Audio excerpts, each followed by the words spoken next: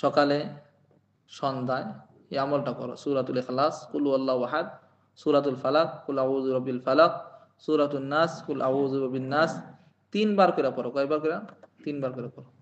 এই আমলটা করার কারণে সমস্ত কষ্টদায়ক বিষয় থেকে আল্লাহ তাআলা তোমাকে হেফাজত করবেন। অর্থাৎ যে সমস্ত জিনিস তোমাকে কষ্ট দেয়, ওই সমস্ত জিনিস থেকে, জানাতুনা থেকে, মানুষের বদনজর থেকে, বদজবান থেকে, শত্রুতা থেকে আল্লাহ তাআলা কি করবেন?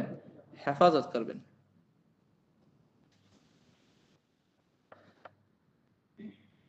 রাসূলুল্লাহ সাল্লাল্লাহু আলাইহি সাল্লামের মাকসাদ, উদ্দেশ্য এটা ছিল যে লোক যেন জিয়াদা, যারা বেশি না পড়তে পারে তারা যে কমসে কম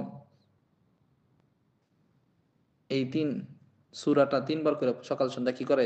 পড়ে। এটা তাদের জন্য কি হয়ে যাবে? যথেষ্ট হবে। এজন্য